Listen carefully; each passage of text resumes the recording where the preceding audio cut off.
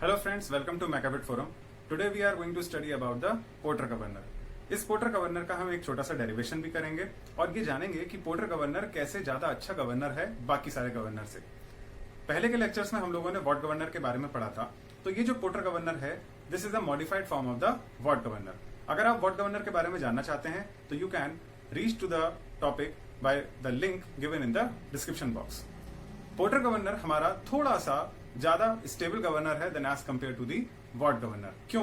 क्योंकि हमने porter governor में स्लीव के ऊपर एक वेट अटैच किया है that is known as the central load.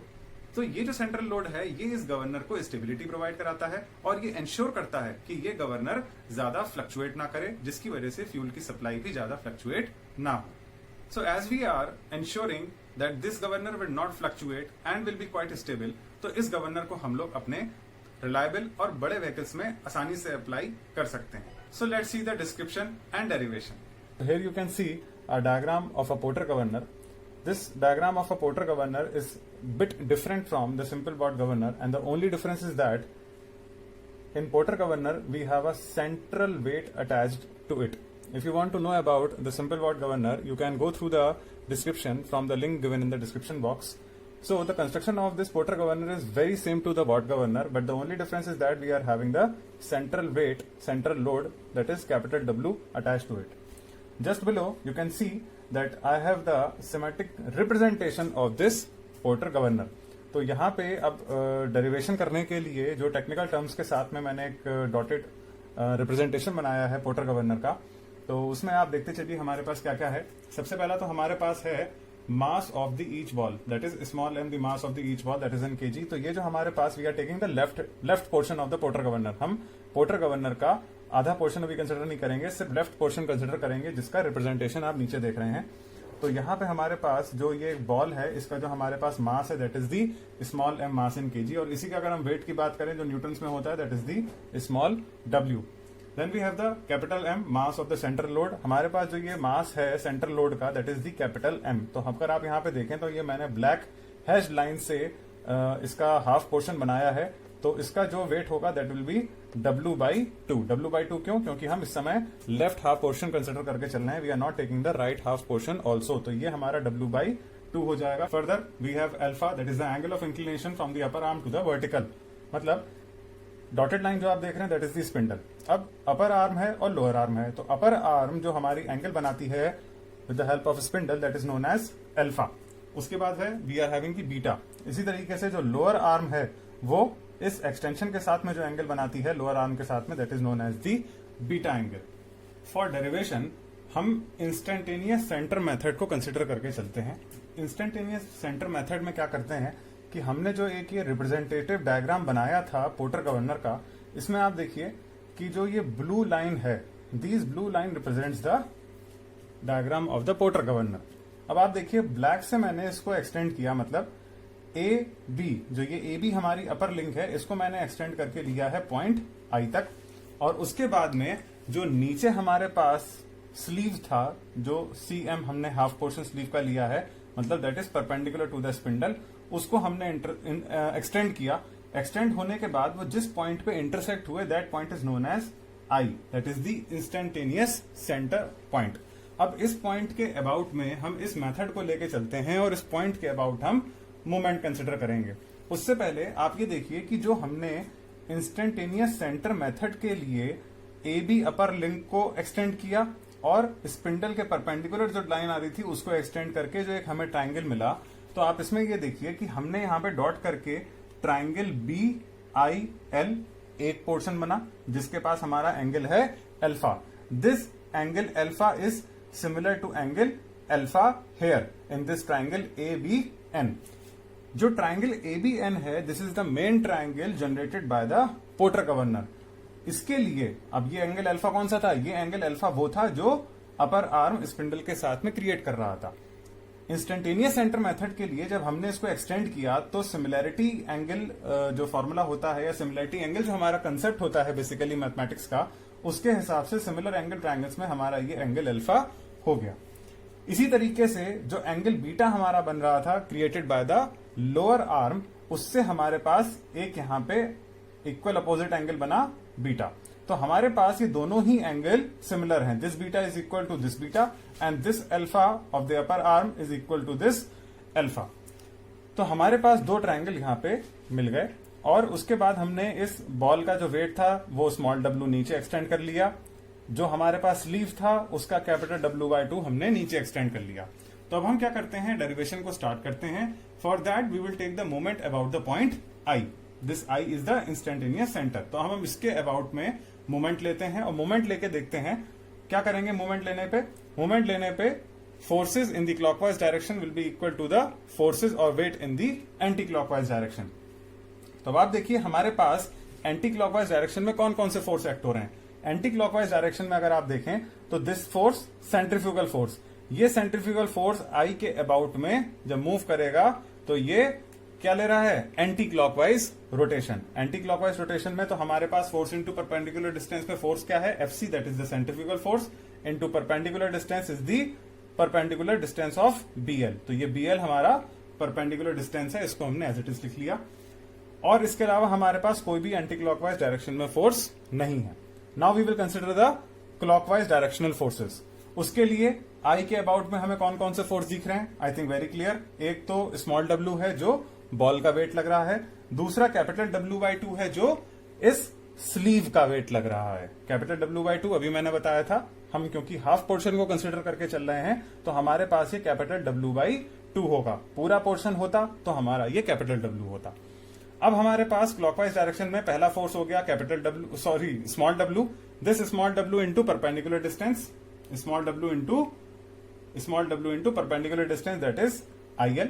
फिर हमारे पास कैपिटल W/2, ये भी एक वेट है, that is the force into perpendicular distance IC। तो कैपिटल W/2 इंटू IC।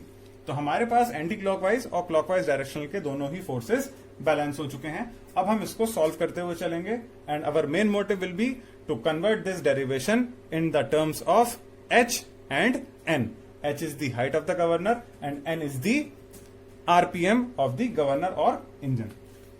उसके लिए आप देखिए FC को हमने लेफ्ट हैंड साइड में रखा, बाकी सभी टर्म्स को राइट हैंड साइड में ले गए। मतलब हमारे पास BL था, उस BL को हम लोग ले गए राइट हैंड साइड में। तो हमारे पास क्या हुआ, small w into IL upon BL plus capital W/2 as it is into IC upon BL।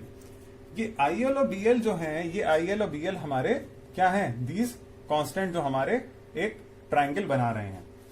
Further solve करते हैं, स्मॉल w को लिख सकते हैं हम लोग स्मॉल इंटू mg। उसके बाद कैपिटल W/2 को लिख सकते हैं कैपिटल mg अपॉन 2, क्योंकि कैपिटल W/2 था। बाकी IL अपॉन BL को एज इट इज लिख दिया, IC अपॉन BL को हमने ब्रेक कर दिया। IC को हमने ब्रेक किया, क्यों IC को ब्रेक किया, क्योंकि IC एक पूरी एक्सटेंशन थी। तो हमें जो एंगल यहाँ पे अल्फा और बीटा है तो उससे हमें कोई एक ट्राइंगल नहीं मिल पाता जिसमें हम कोई ट्रिग्नोमेट्रिकल फॉर्मूला लगा पाते। तो उसके लिए हमने इसको IC को IL और LC में ब्रेक कर दिया। बाकी BL is the common. Further अगर आप देखें तो इस ट्राइंगल में, that is in triangle BIL and in triangle BLC, ये जो दो ट्राइंगल आपको दिख रहे हैं, इन दोनों ट्राइंगल में अगर आप देखें tan alpha will be perpendicular upon base. Perpendicular क्या है, एंगल के सामने वाली line perpendicular, that is IL upon base BL। तो हमारे पास tan अल्फा आ गया IL upon BL। Further we have in triangle BLC tan beta equals to perpendicular upon base, that is LC upon BL। तो हमने क्या करा, इस कांस्टेंट को जो हमारे लिए एक लेमैन टर्म्स थे, टेक्निकल टर्म्स नहीं थे, उनको अब हमने टेक्निकल टर्म्स में कन्वर्ट कर दिया, that is tan alpha and tan beta. तो इसकी वैल्यू को हम इस मेन इक्वेशन में प्लेस कर देते हैं ऑफ सेंट्रीफ्यूगल फोर्स। तो हमारे पास centrifugal force FC equals to आ जाता है small mg as it is. IL upon BL हमारा क्या हो गया, दिस tan अल्फा, इसको हमने एज इट इज लिख लिया। Capital mg upon 2 as it is. IL upon BL को अगेन हमारा tan alpha and LC upon BL को लिखा हमने tan beta. LC upon BL tan beta. तो अब हमारे पास कुछ कुछ चीजें फ्रेम होने लगी हैं जो tan अल्फा, tan बीटा और कांस्टेंट हमारे रिमूव हो चुके हैं। फर्दर हम क्या करते हैं, tan अल्फा को बाहर कॉमन ले लेते हैं। As soon as we take the tan alpha common to this equation, अंदर हमारे पास बचता है स्मॉल mg। tan अल्फा को बाहर लेते ही अंदर बचा small mg plus capital mg upon 2। tan alpha की जगह हो गया 1 क्योंकि ये बाहर आ चुका है, और tan beta upon tan alpha, क्योंकि जब आप इसमें से tan अल्फा को कॉमन लोगे तो नीचे tan अल्फा आ जाएगा। अब आप देखिए tan beta upon tan alpha. इस tan बीटा और tan अल्फा को अगर हम बार बार लिखते हैं तो it is of no use to us. क्यों? क्योंकि बीटा और अल्फा ये दोनों ही एंगल एक दूसरे के ऊपर डिपेंडेंट हैं। अगर कभी भी स्पीड बढ़ती है या कम होती है तो उन दोनों ही केसेस में गवर्नर का जो पोजीशन है या गवर्नर का जो ओरिएंटेशन है वो चेंज हो जाएगा। तो जब भी गवर्नर का पोजीशन या गवर्नर का जो पोस्चर है वो चेंज होगा तो पोस्चर चेंज होने पे अल्फा भी चेंज होगा। तो जब जब अल्फा चेंज होगा तो बीटा चेंज होना एक नॉर्मल केस है, या जब जब बीटा चेंज होगा तब तब अल्फा भी चेंज होगा। तो both these angles are dependent upon each other. तो हम क्या करते हैं, इस tan beta upon tan alpha को बार बार लिखने की बजाय हम इसको एक कांस्टेंट मान लेते हैं। So we assume that let tan beta upon tan alpha equals to k। क्योंकि जब ये दोनों एंगल एक दूसरे पे डिपेंडेंट हैं और एक चेंज होगा तो ही दूसरा चेंज होगा, तो इसलिए इसको लिखने से कोई फायदा नहीं है बार बार। तो हम इस रेशियो को एक कांस्टेंट k अज्यूम कर लेते हैं। इसकी वैल्यू को इक्वेशन में प्लेस करते हैं। सो व्हाट वी गेट, हमारे पास आ गया k। बट इससे पहले एक चीज और करते हैं, जो हमारे पास सेंट्रीफ्यूगल फोर्स था Fc, इसको हम एक्सपैंड कर लेते हैं। एक्सपैंड करने के लिए F equals to mr omega square. tan alpha जो था हमारा, इस tan अल्फा को अगर आप देखें मैंने r अपॉन h लिखा था। क्यों r अपॉन h लिखा था? इसलिए लिखा था क्योंकि ये जो ट्राइंगल हमारा मेन पोर्टर गवर्नर का था, ट्राइंगल ए बी और n, from triangle A B N, अगर आप इसमें देखें tan अल्फा तो here the tan alpha is equals to perpendicular upon base which means r upon h। मतलब tan अल्फा को लेते हैं तो tan अल्फा ट्राइंगल ABN में आएगा bn upon an, and bn is the radius of the governor जहां पे ball हमारी रोटेट कर रही है, and an is the height of the governor. Height कैसे हुई? Distance between the point of pivotation of the upper arm to the centre of the ball. तो हम इसको लिख सकते हैं r अपॉन h। तो हमने tan अल्फा की वैल्यू को r अपॉन h प्लेस कर दिया। उससे पहले FC को हमने mr ओमेगा स्क्वायर में एक्सपैंड कर दिया, और इधर हमने tan beta upon tan alpha को कांस्टेंट के अज्यूम कर लिया। तो हमने इस इक्वेशन में तीन बड़े चेंजेस करे, एक जगह एक्सपैंड किया, दूसरी जगह भी एक्सपैंड किया, और तीसरी जगह हमने कॉन्ट्रैक्ट कर दिया। अब यहां पे हमारे पास mr omega square equals to r upon h small mg plus capital mg upon 2 1 plus k बच रहा था, जिसमें से स्मॉल r से small r LHS right hand side और लेफ्ट हैंड साइड से दोनों से कैंसिल हो गया। Further we are having m omega को एक्सपैंड कर दिया 2 पाई n अपॉन 60 का square equals to g upon h। अब ये g कहां से आया? अंदर स्मॉल mg था और कैपिटल mg था, तो दोनों से हमने g को कॉमन ले लिया, तो अंदर बचता है m small m plus capital upon 2 1 plus k। Further if you see, मैंने आपसे स्टार्टिंग में कहा था डेरिवेशन के, we want this derivation in terms of h and n। तो अब हमने क्या करा कि h हमारे पास यहां पे था और n हमने यहां पे ओमेगा को एक्सपैंड करके पा लिया। तो n स्क्वायर, जब हम इसका स्क्वायर खोलेंगे तो n स्क्वायर यहां पे आ गया, n square equals to 3600 into G. G यहां पे ऑलरेडी था, 3600 कैसे? 60 का स्क्वायर जो कि ऊपर चला गया। आप यहां से टर्म्स उठा के राइट हैंड साइड में ले जा रहे हो, तो 60 का स्क्वायर 3600 इंटू जी ऊपर आ गया, नीचे क्या रहा? 2 का स्क्वायर 4, पाई का स्क्वायर m नीचे आ गया, एंड h ऑलरेडी हमारे पास था। रेस्ट ऐसी का ऐसी उठा के नीचे आ गया, small m plus capital m upon 2 that is 1 plus k। Further हम देखें 3600 इंटू जी अपॉन 4 पाई स्क्वायर, ये हमारे पास सिर्फ एक न्यूमेरिकल डेटा है। 3600 न्यूमेरिक, जी 9.81 न्यूमेरिक, 4 पाई स्क्वायर न्यूमेरिक। इसको जब आप सॉल्व करोगे कैलसी से आप करके देखिएगा तो this will give the value of 895। तो हमारे पास n स्क्वायर इक्वल्स टू आ गया 895 अपॉन h, 895 अपॉन h बचा था, प्लस m को क्या किया था आपने? जो ये m हमारे पास बच रहा था, जब इस m को आप अंदर ले जाएंगे तो m से m ये कैंसिल आउट हो जाएगा, तो we will get 1 plus capital M upon 2 into m, क्योंकि इस m को आप अंदर ब्रैकेट में ले गए हो, एंड 1 प्लस के एज इट इज। फर्दर अगर आप देखें नीचे तो ये इक्वेशन तो हमारे पास n स्क्वायर की आ गई। फर्दर अगर हम नीचे बढ़ते हैं तो यहां पे लोगों ने कंडीशन दी है when tan alpha equals to tan beta then k equals to 1। इसका मतलब ये है कि अगर हमारे पास नीचे का ये एक्सटेंशन आर्म नहीं है और लोअर आर्म हमारी स्पिंडल के पास में ही पाइवोटेड है, तो उस केस में tan alpha equals to tan beta हो सकता है। तो अगर हम ऐसा केस लेके चलते हैं जिसमें अपर आर्म से बनने वाला एंगल और लोअर आर्म से बनने वाला एंगल दोनों ही अगर इक्वल हैं, तो उस केस में हमारा k हो जाएगा 1। क्यों? k हमारा 1 कैसे होगा? tan beta equals to tan alpha. अगर ये दोनों अगर बराबर हैं तो इसका रेशियो क्या आएगा? 1। तो हमारे पास k आ गया 1। ऐसे केस में जब हम k की वैल्यू यहां पे 1 प्लेस करेंगे तो 1 + 1 क्या हो जाएगा? 2। इस 2 से इस कैपिटल M के नीचे वाला जो 2 है वो डिनोमिनेटर का कैंसिल उससे हो जाएगा। This numerator 2 will be cancel by denominator 2। तो हमारे पास जो इक्वेशन बचेगी वो फाइनल बचेगी n² equals to 895 upon h as it is 1 plus capital M upon small m। 1 plus capital M upon small m। 2 से 2 कैंसिल हो चुका था। Capital M is the mass of the sleeve and small m is the mass of the ball. तो ये हमारे पास जो एक फॉर्मूला निकल के आया, ये फॉर्मूला हमारे किसी भी पोर्टर गवर्नर का फॉर्मूला है। तो अगर हमें किसी भी व्हीकल में पोर्टर गवर्नर को इंस्टॉल करना है तो उसके लिए n हम आसानी से पता लगा सकते हैं। n will be the RPM of the engine. तो हमें ये पता चल जाएगा कि हमारे पास किस हाइट का पोर्टर गवर्नर इंस्टॉल करना चाहिए अपने उस व्हीकल में। बेसिकली पोर्टर गवर्नर जो होते हैं वो थोड़े से स्टेबल होते हैं then as compare to the Watt governor. Stability क्यों होती है इन गवर्नर्स में? Because we are having a central load of capital W between the governor.